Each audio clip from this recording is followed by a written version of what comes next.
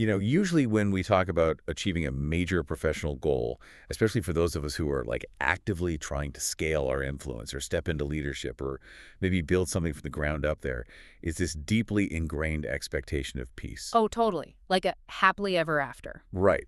We have this Hollywood image of crossing a finish line. You put in the grueling hours, you finally get the promotion, you launch the company, secure the funding, and you just think, well, okay, Hmm. I've arrived. The hard part is over. Right. You expect the music to swell, the credits to roll, and everyone around you to just, I don't know, start slow clapping as you walk into the office. Exactly. You expect a clearing. Mhm. And it is so comforting to think of success as a destination where you can finally just put your feet up and exhale. Yeah, but that's not what happens. No, not at all. You actually do it. You make the decision to level up. You step firmly into your power. And instead of a calm clearing, you walk directly into a storm. You really do. And life suddenly seems to get, like, significantly, profoundly harder. It is the absolute definition of a paradox. You finally claim your space, you start operating at the level you always dreamed of, and immediately you're met with friction. So much friction. Intense, disorienting, and often highly personal friction. And for a lot of rising leaders, this is the exact moment they panic. Because they think they did something wrong. Exactly. They think, wait, if I'm doing right thing, why does everyone seem so agitated? Why is everything suddenly so difficult? I must have made a mistake somewhere. Well, welcome to the deep dive. If you're listening to this right now and you feel like your recent success or your recent promotion or even just, your recent boundary setting has somehow made your professional life infinitely more complicated, we are going to unpack exactly why that is happening today. And it's such an important topic. It really is. Because more importantly, we're going to explore why this friction isn't a sign that you've done something wrong. It's actually the ultimate proof that you are doing everything exactly right. Yeah, the frameworks and the psychological models we're digging into today, they present a very compelling central thesis. You really do. They contrast two massive concepts. So we're looking at coronation and conflict.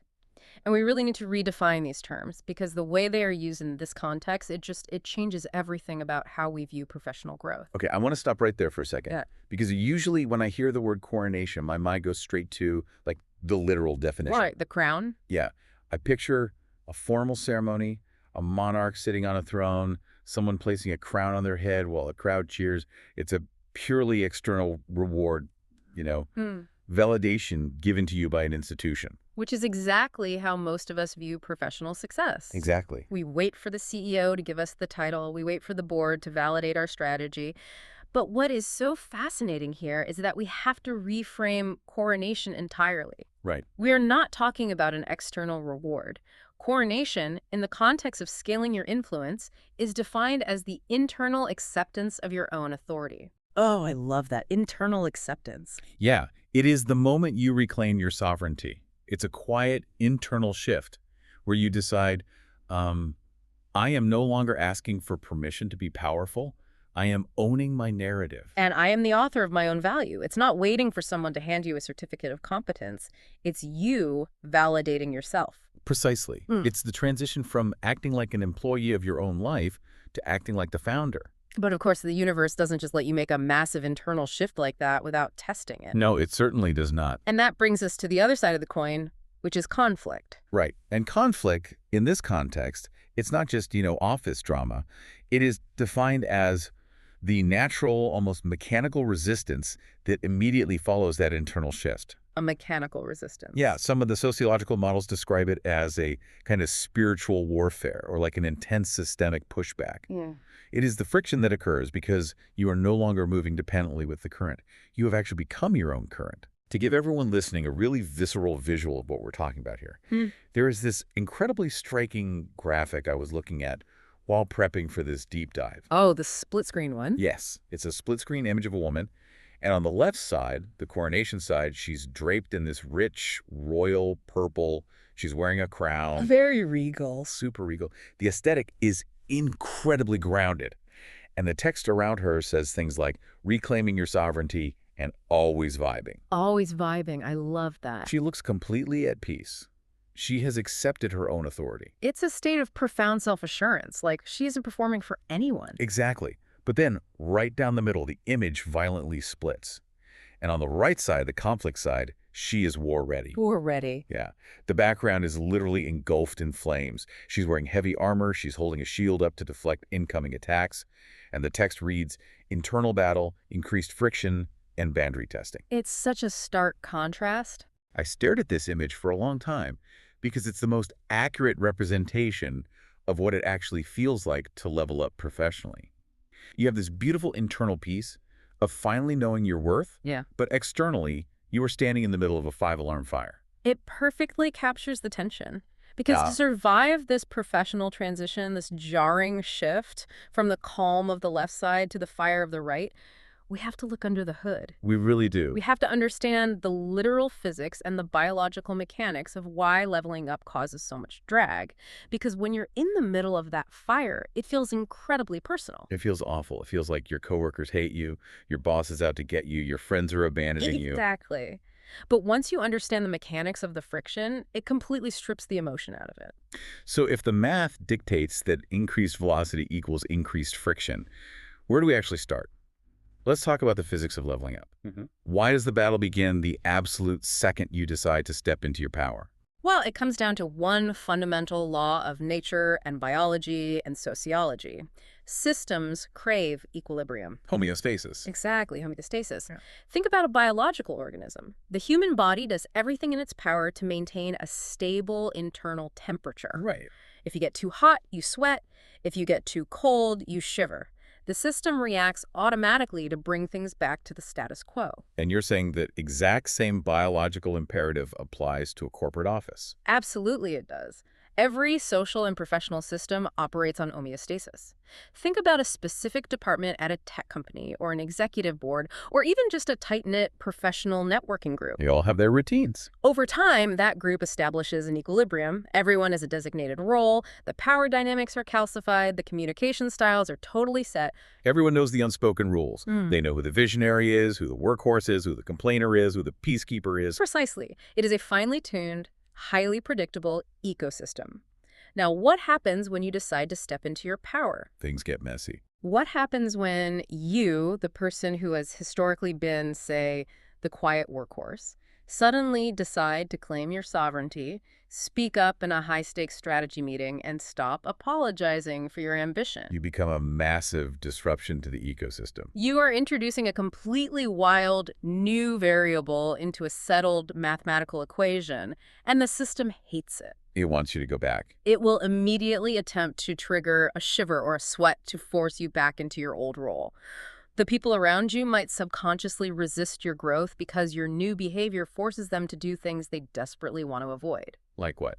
Well, they either have to acknowledge their own stagnation or they have to expend energy to adapt to the new, more powerful version of you. Okay, I want to introduce an analogy here that completely rewired my brain on this topic. It's the concept of aerodynamic drag. Oh, this is a great one. Yeah. If you are trying to scale your influence, think of your career trajectory like driving a car. If you're cruising at like 20 miles per hour in a quiet suburban neighborhood, you can roll the windows down, play some music, and just relax. It's a breeze. There's virtually no resistance. Low velocity, low resistance. It is highly comfortable, but you aren't really getting anywhere quickly. Right. But the moment you decide you want more, the moment you merge onto the highway and push that car to 80, 90, or 100 miles per hour, what happens? The drag hits? Exactly. The faster the vehicle goes, the more air resistance it encounters. The Yeah. wind is literally howling against the windshield, pushing back against the frame of the car. Yeah. And in a professional sense, as you increase your velocity, which is your influence, your visibility, your audacity, the stakes get higher. The resistance increases mathematically. That is such a vital reframing because when you start feeling that pushback, when an investor challenges your pitch harder than ever, or a peer starts subtly undermining your authority in Slack channels, your first instinct is usually, what am I doing wrong? Or, why is this person attacking me? Right. But the aerodynamic drag analogy tells us that the resistance isn't malicious. It's just physics. It is literally just physics. The universe isn't plotting against you. The challenges are mathematically scaled to your new velocity. You are moving faster, you are taking up more space, you are forcing more air out of the way, and therefore the drag increases. Makes total sense. If you want to drive a Formula One car, you have to be prepared for the G-force. I think that is so profoundly freeing to realize. The pushback isn't a punishment for doing something wrong. It is the aerodynamic proof that you are moving faster. Yes, exactly. But I want to pause on this, Mm. because it's easy to look at the external forces, the coworkers, the bosses, and blame them for the drag. But if we were being honest, the most intense battle, the true aerodynamic drag, happens internally, doesn't it? Oh, absolutely. Yes, the internal friction is almost always more violent than the external friction. We are talking about the shedding of the old identity. Because stepping into a high-level leadership role or scaling your influence isn't just an additive process. It isn't just tacking a new title onto your resume. Right, it requires a loss. It requires a fundamental psychological death. It requires the death of a former, smaller, more compliant version of yourself. That sounds terrifying. It is. And human psychology, much like biological homeostasis, is deeply wired to resist death, even the metaphorical death of a professional identity that is holding you back. Let's really drill down into the mechanics of that. Right. Why does our own brain fight us when we are trying to do something objectively good for our careers? Right. If I want to be a VP, and I have the skills to be a VP, why does my brain flood my body with anxiety the exact moment I try to act like one? Because your brain's primary directive is not your self-actualization. Your brain's primary directive is your survival. Survival. It prioritizes safety over success. For years, maybe decades, your brain kept you safe in the corporate ecosystem by playing small, by keeping your head down, not rocking the boat, being agreeable, over-delivering and undercharging. That was your survival strategy. And it worked. It kept you employed, it kept you liked, and it kept you hidden from predators. Right. It was a highly successful strategy for a specific phase of life. Exactly. So when you suddenly decide to change that strategy, when you stand up, puff out your chest, and demand a seat at the table, your primitive brain registers that as a literal mortal threat. The brain is basically screaming, "Whoa, what are you doing? We were safe in the shadows. Yeah. If you stand up and make noise, the predator will see you and eat you." That is exactly what is happening. That cognitive dissonance is your amygdala trying to protect you by pulling you back into the comfort of your old, invisible habits. It's trying to save your life. It will feed you thoughts designed to make you sit back down. It will whisper, "You aren't ready for this," or "You're going to embarrass yourself," or "Who do you think you are to lead this team?" The internal friction is a biological defense mechanism. Which brings us perfectly to the concept of visibility and projection. Because, frankly, the primitive brain isn't entirely wrong. No, it's not. When you are playing small, you are largely invisible. You blend into the scenery. But the moment you step into the light, you make yourself a target. You go from being part of the background to being a highly visible screen for other people's projections. Okay, I want to push back on this idea of projection for a second, because it's one of those psychological terms that gets thrown around a lot. It does. When we talk about hater energy in a high-stakes professional setting, let's say you just presented a massive restructuring plan, and a senior colleague publicly makes a highly critical, solely personal, snide comment about your lack of experience. Yeah. That feels incredibly personal. It doesn't feel like projection. It feels like a direct, targeted attack on my competence. So how do we reconcile the sheer visceral sting of that moment with this idea that, oh, it's not about you? It is incredibly difficult to separate the two in the moment because the delivery mechanism is aimed squarely at you. Exactly. But if we analyze the mechanics of projection, it changes how you absorb that blow. When someone fiercely criticizes you for stepping into your power, they are almost always experiencing their own crisis of homeostasis. Walk me through their thought process. What is actually happening in their brain? Well, when you present that restructuring plan with supreme confidence, you are holding up a mirror to that senior colleague. And what they see in that mirror might be their own complacency. Oh, wow. It might be the fact that they haven't had a new, innovative idea in 5 years. It might be their deep-seated fear that the industry is passing them by. You are forcing them to confront their own unfulfilled ambitions. And confronting that reality is agonizing. It is psychologically agonizing. So rather than deal with that internal discomfort, rather than admitting to themselves, wow, I have really coasted for the last 5 years, I need to step up. It is significantly easier and less painful to attack the mirror. Which is you. Which is you. They project their insecurity outward as criticism toward you. They try to tear down your confidence so they don't have to elevate their own. Wow. So when they attack my lack of experience, what they are really attacking is my audacity. They are mad that I had the courage to claim space, and they haven't. Exactly. And this fundamentally changes how we view imposter syndrome. How so? If you are listening to this right now and you are feeling intense imposter syndrome, maybe you just launched your own consulting firm or you took on a C-level role and you feel like an absolute fraud and you feel the heavy judgment of your peers, you need to realize that this feeling is actually a positive, quantifiable metric of growth. I love this reframing. Imposter syndrome is not a defect in your character. It is the biological and social tax you pay for meaningful transformation. It is a phenomenal metric. Imposter syndrome only visits those who are actively moving into unknown territory. Right. If you were still on the couch, playing small, doing the exact same job you mastered 5 years ago, you wouldn't feel like an imposter. You only feel it because you have genuinely entered a new arena where you haven't yet built the muscle memory. It's the friction of the new boundary. You've increased your velocity, the aerodynamic drag is hitting the windshield, and the car is shaking a little bit. Exactly. That shaking isn't a sign the car is braking. It's a sign you are breaking the sound barrier. I love that.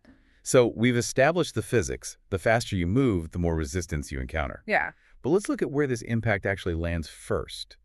Because, I would have guessed the first pushback comes from competitors or industry rivals. That's what most people think. But the models indicate that the very first casualty of this aerodynamic drag, the first real, tangible sign that you have shifted your energy, is usually your own inner circle. Yes. The first, and often most painful, sign of scaling your influence is profound isolation. Let's dive deep into this, because this is where a lot of leaders secretly struggle but never talk about it. We're talking about the shrinking circle, the isolation phase. It feels terrible, right? It does. When you're trying to build influence, the logical assumption is, well, I'm leveling up, I'm becoming more valuable, so I should be gathering more people, more allies, more invites. But instead, your text messages go quiet. The informal after-work drinks invites stop coming. Why does the circle shrink? The sociological term for this is a thinning process. And if we look at the structural foundation of relationships, particularly workplace relationships, the why becomes painfully clear. Okay, break it down. Relationships are built on common ground. They require a bridge of shared experience. And very frequently, in a corporate or professional setting, that common ground is built entirely on shared complaints, shared struggles, or shared stagnation. Oh, the shared complaint bond. Yeah. Corporate trauma bond. Yes, exactly. It is so real. You go out for drinks and the entire conversation is, can you believe what the VP said today? I absolutely hate this new software integration. We're never going to get promoted because leadership is blind. That builds a massive, highly cohesive bond. It builds a very strong bond, but it is a bond anchored to the floor. Wow. Anchored to the floor. Now, what happens when you decide to undergo coronation? What happens when you adopt a higher level of self-respect and ambition? What happens when you stop complaining about leadership and you decide you are going to become leadership? You completely sever the bond. You change your frequency. You are no longer broadcasting on the victim channel. You are broadcasting on the builder channel. But that's huge. And suddenly, you no longer resonate with those who are deeply committed to staying exactly where they are. The bridge of commonality that connected you simply collapses. You literally have nothing to talk about at the water cooler anymore because you are focused on solutions and strategy, and they require you to be focused on venting and grievance. That makes a lot of sense. It takes the morality out of it.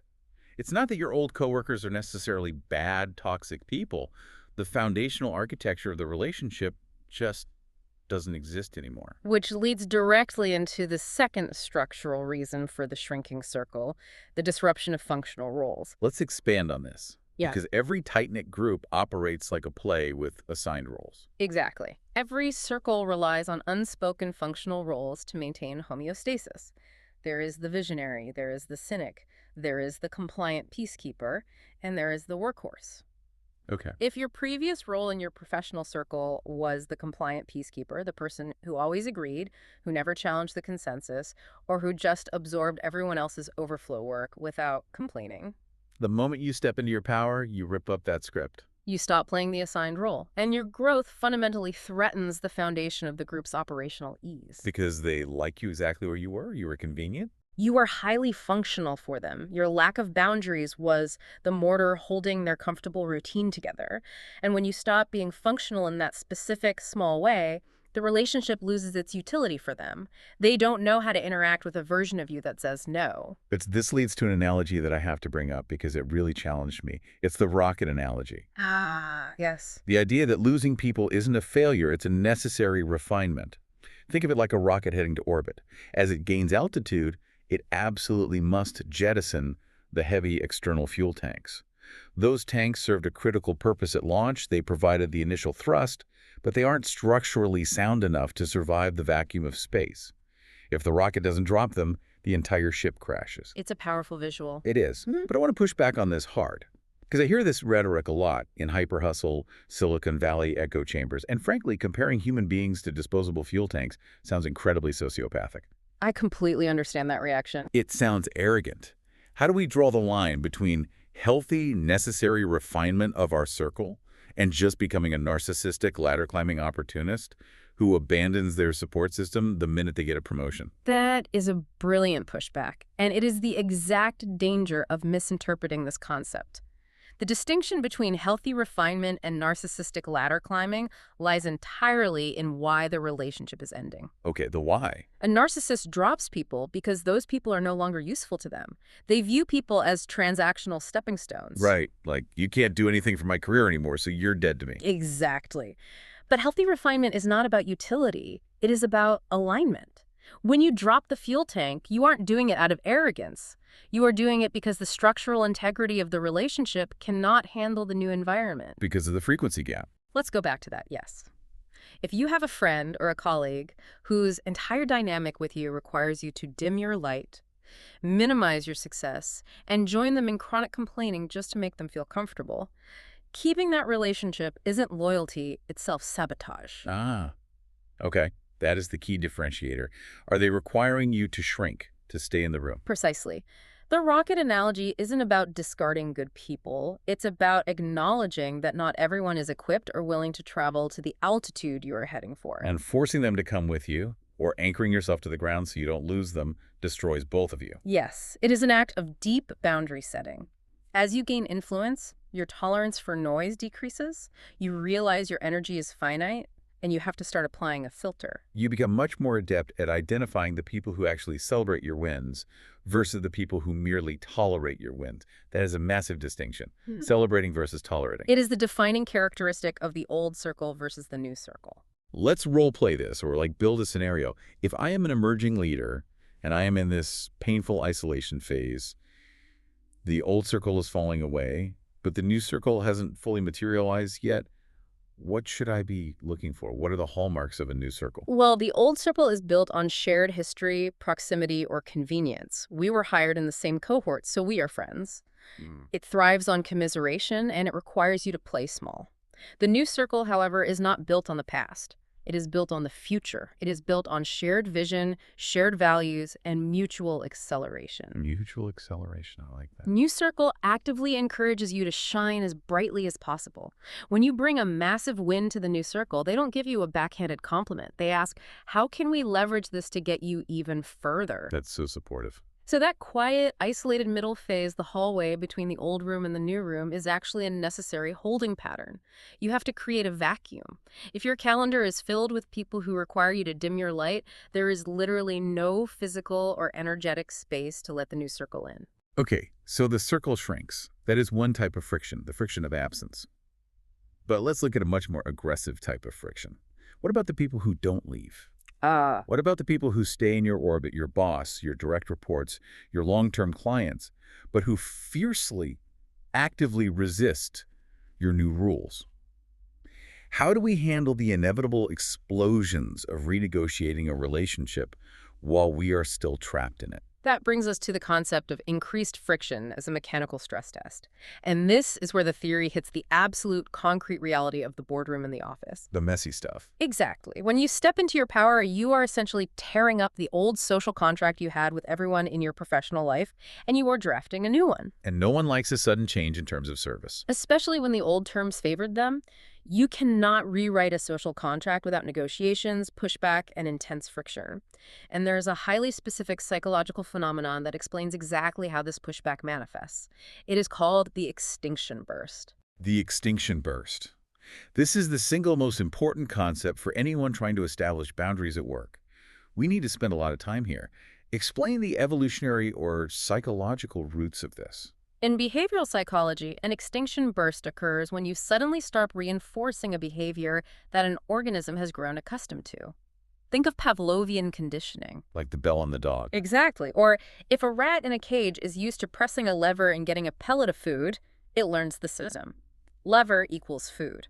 Now, if the scientist turns off the machine and the rat presses the lever and no food comes out, the rat doesn't just instantly say, oh, I guess the rules have changed. I'll stop pressing it. No, the rat freaks out. The rat freaks out. It presses the lever faster, harder, more aggressively. It throws its entire body against the lever. Right. The behavior doesn't quietly fade away. It violently spikes before it goes extinct.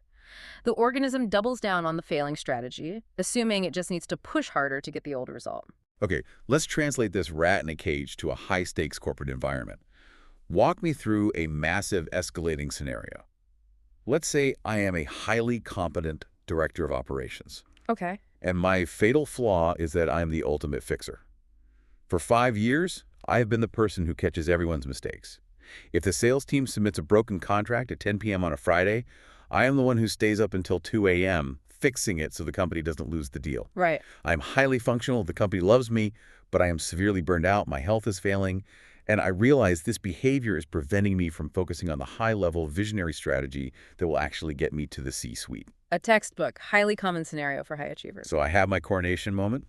I decide to step in my power. On Monday morning, I set a firm boundary. I send a memo to the sales team and the executive board. I love it. Moving forward, I will no longer be reviewing contracts submitted after 5 p.m. on Fridays. I am shifting my focus to Q4 strategy. If a contract comes in late, it will be reviewed on Monday morning. Please adjust your workflows accordingly. Beautiful. You have rewritten the social contract. Yes. Now, the following Friday hits. A massive deal comes through at 9 p.m. What does the extinction burst look like in this corporate scenario? Do they just say, yes, the new protocol, we will wait until Monday? Absolutely not. They do not respect the memo. The extinction burst looks like the sales team throwing their bodies against the lever. First, you get the panic direct message. Then you get 3 urgent emails tagged with red exclamation points. Oh, man. Then they escalate. They CC the CEO on the email, manufacturing crisis, saying, client is threatening to pull out if we don't get this signed tonight. Desperately need operations to review. It's a full-on siege. They are creating an artificial emergency to force me into my old role. It is so easy to sit there, look at your phone blowing up, and think, my boundary is a disaster. Setting boundaries just created a massive crisis. I'm failing. But the behavioral science tells us the exact opposite. If there is no friction, you haven't actually moved the boundary. The friction, the chaos, the CCing of the CEO that is proof the boundary exists, Right. they are running a structural stress test to see if the old you is still in there. And we have to analyze why they are doing this. It brings up a crucial concept, shadow benefits. The disruption of shadow benefits. Yes. For 5 years, that sales team built their easy, highly lucrative work lives around your lack of boundaries. Your willingness to sacrifice your Friday nights was a shadow benefit to them. Right? They didn't have to be organized, they didn't have to manage their clients' expectations, and they didn't have to do their paperwork properly because they had you as a human safety net. Wow. So when I reclaim my Friday nights, I am not just gaining time for myself. I am actively stripping them of a luxury they felt entitled to. Exactly. They do not view your boundary as a healthy act of self-care or strategic alignment. They experience it as a sudden offensive loss. Of course they do. You took away their safety net. You are forcing them to do their own jobs competently. And human nature dictates that they're going to fight like hell to get that luxury back. They want the old contract because the old contract subsidized their incompetence with your energy. Okay, so let's walk through the actual stages of this corporate stress test. Right. If I am the director of operations staring at this escalating email chain at 9:30 p.m. on a Friday, what are the distinct stages of the extinction burst I need to navigate to survive this? There are 3 distinct stages. Stage 1 is the pushback. This is the immediate brute force reaction. The flurry of emails, the CCing of the boss. The goal of the pushback is simple. Overwhelm the system and see if you will fold. And if I fold, if I say, okay, just this one time because the CEO is CC'd, I will fix the contract. If you do that, you've catastrophically failed the stress test. You have just taught the rat that they simply have to hit the lever 50 times instead of once to get the pellet. You have reinforced the behavior at the height of the extinction burst, which guarantees that the next time you try to set a boundary, the pushback will be 10 times more severe. Right, because I showed them the pressure works. Exactly. You have taught them that your boundaries are merely suggestions that crumble under pressure. Okay, so I hold the line, I close my laptop, I let it burn until Monday. I survive stage 1. What is stage 2? Stage 2 is the negotiation.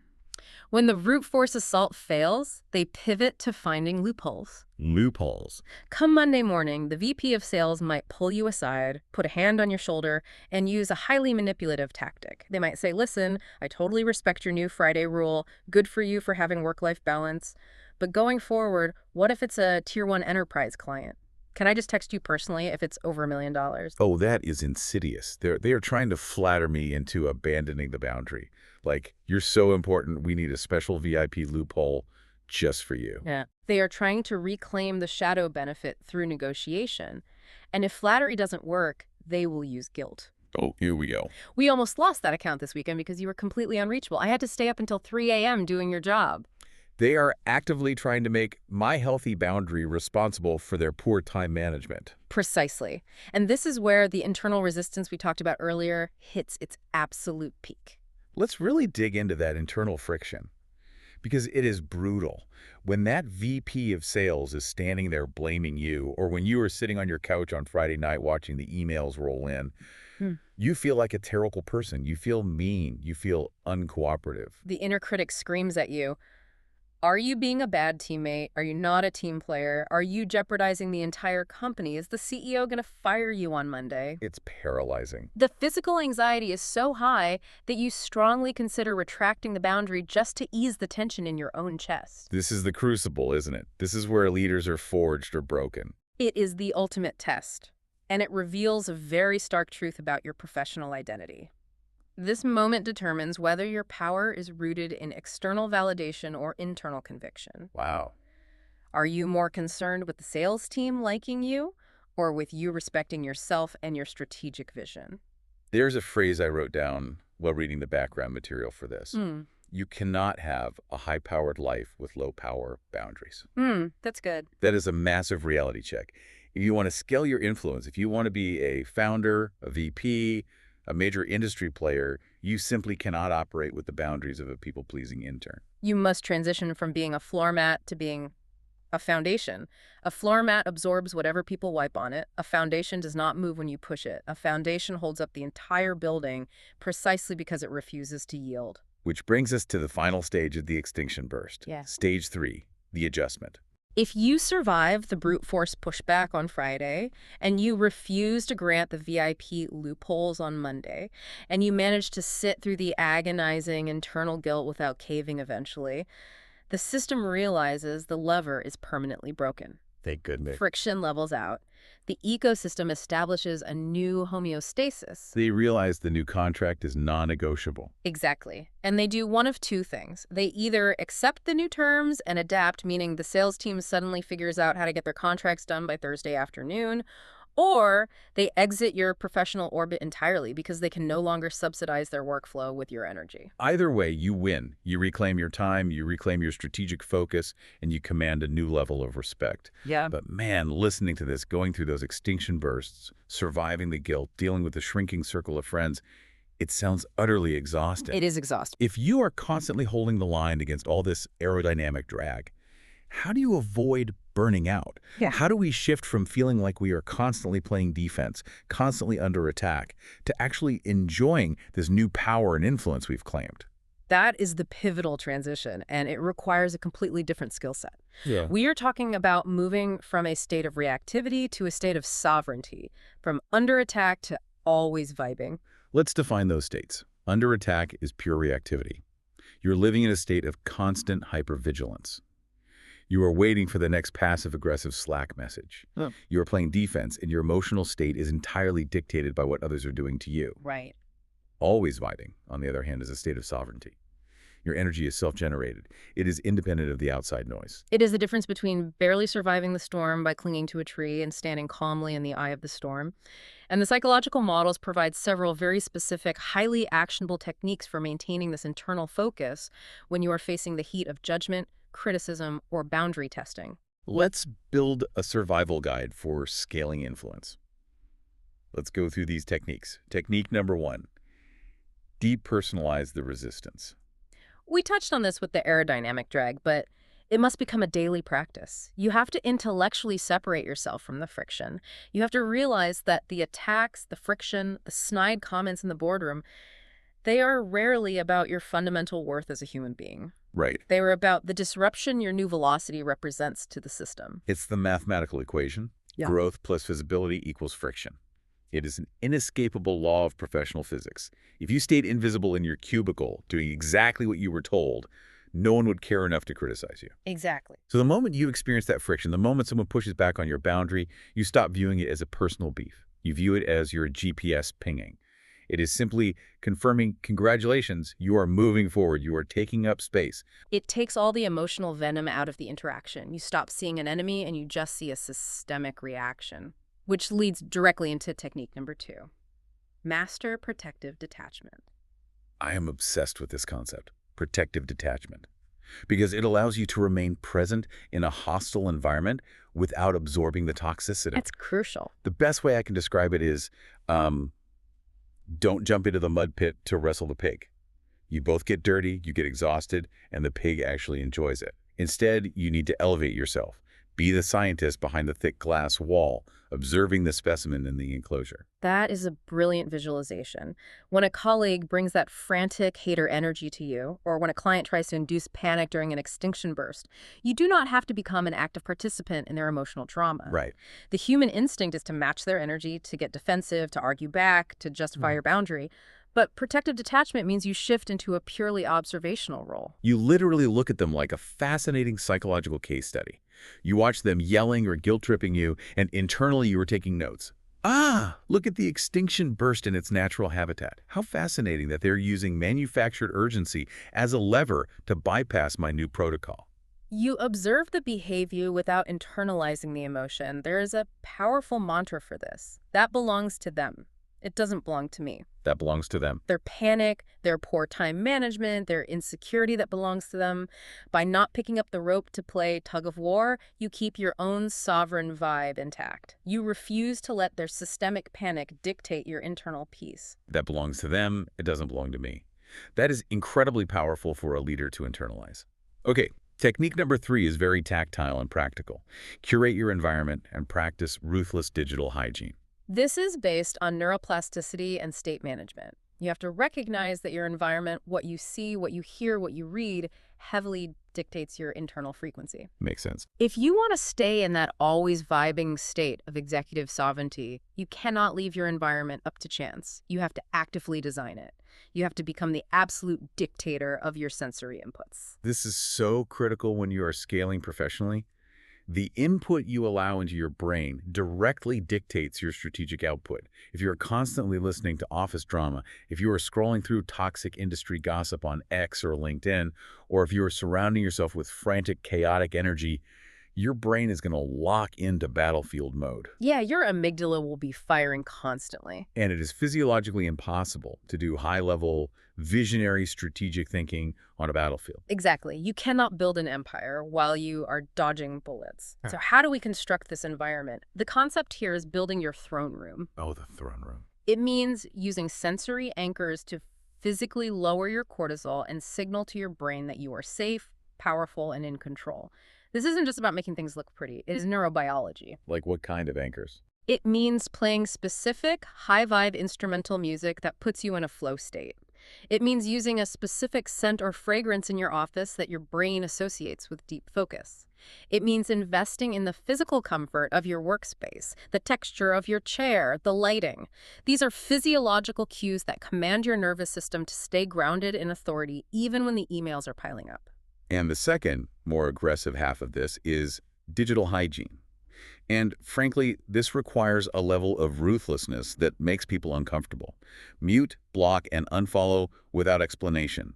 If an app, a person, or a specific feed drains your battery, it does not deserve a seat at the table of your attention. When you are operating at a high level, your attention is your single most valuable finite asset. You cannot afford to leak cognitive energy by engaging with digital negativity. But people feel bad doing it. We have been conditioned to think that muting a toxic colleague on LinkedIn or blocking a competitor who constantly makes snide subtweets is petty or unprofessional. But it's not petty. It is an act of supreme self-preservation. It is protecting the borders of your sovereign space, Exactly. You are the CEO of your own attention. Act like it. which perfectly sets up the final technique, technique number 4, which is the ultimate shield against the friction of leveling up. Focus on output, not opinion. This is where true mastery lies. The state of feeling under attack almost exclusively happens when we are idle. It happens when we are staring at the metaphorical or literal comments section of our lives. Yeah. When we are sitting around worrying about what the sales team thinks of our new boundary or what the industry thinks of our new product launch, we are highly vulnerable to the friction. Because we have made their opinion the center of our universe. Yeah. But what happens when you shift into a flow state? What happens when you are actually doing the deep, meaningful work? When you are deep in the trenches of creating, writing, building a company, or mapping out a 5-year strategy, the opinions of others lose all their mass. They just fade away. They become literal background noise. You are too intensely focused on the architecture of your future to care about the people standing on the ground throwing pebbles at the scaffolding. Use the heat of the friction to fuel the next creation. I think this is the ultimate alchemy of leadership. If a peer undermines you in a meeting and you feel that surge of adrenaline and anger, do not go back to your desk and draft a passive-aggressive 500-word email. No, absolutely not. Do not jump into the mud pit. Take that massive surge of chemical energy, that heat, and channel it directly into finishing your Q4 proposal. Build the thing that makes their criticism irrelevant. Transmute the energy. That is exactly how you shift from reactivity to sovereignty. And it might be helpful to summarize this shift by looking at a contrast chart, because it really highlights the behavioral differences between a leader who is surviving and a leader who is thriving. Let's run through it. The reactive state, the under-attack mindset, is constantly asking, why are they doing this to me? Why is this happening? Whereas the sovereign state, the always vibing mindset, asks a completely different question. What am I building today? It permanently shifts the focal point from their disruptive actions to your productive output. That's a massive pivot. Next, the reactive state is defending your boundaries with anger, volume, and endless justification. The sovereign state is maintaining boundaries with a calm smile and total silence. You do not need anger or justification when you have genuine authority. The boundary simply is. The reactive state is hunkering down, waiting for the storm of friction to pass so you can finally get back to normal. The sovereign state is learning how to operate optimally inside the storm. It is recognizing that the aerodynamic drag is not a temporary bug. It is a permanent feature of operating at a high altitude. You don't wait for the wind to stop, you build a more aerodynamic ship. And finally, the reactive state is constantly seeking external validation for your growth. You are secretly hoping people will say, wow, you are so brave for setting that boundary, or you really deserve this promotion. While the sovereign state validates itself through tangible results, you don't need their applause, and you don't fear their criticism because you can clearly see the empire you are building. The work is the validation. What an incredible synthesis of these dynamics. Yeah. So what does this all mean for you listening right now? Taking it all the way back to the very beginning of our deep dive. When we look at that visceral split-screen image, the calm purple coronation on one side and the fiery armored conflict on the other, we finally realize that they are not actually opposing forces at all. No, they are inherently symbiotically linked. The conflict is the forge that solidifies the coronation. You cannot have the crown without the fire that forged it. You really can't.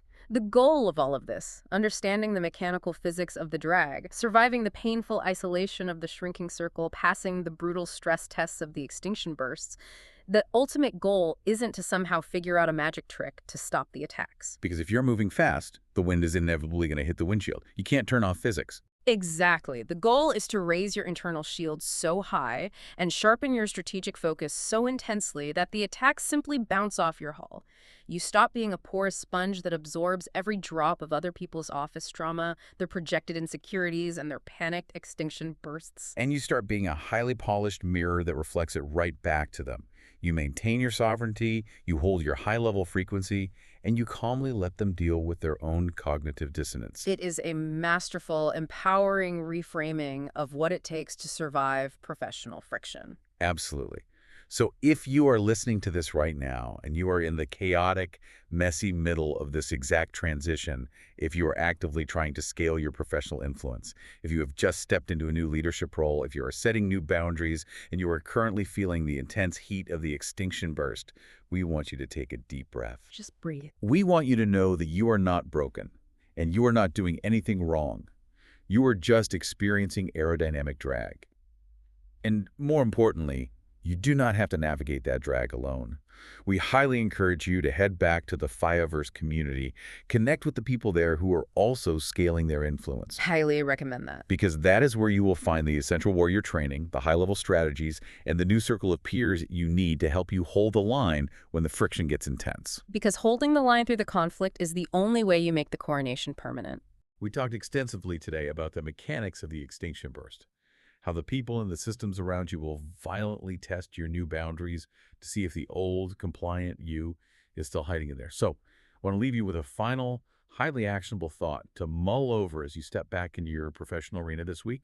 Look at your calendar tomorrow. Look at your meetings. Look at your inbox. Look at the people demanding your energy. Who is the very first person you need to step back from, hold the line against, and allow to experience a massive extinction burst?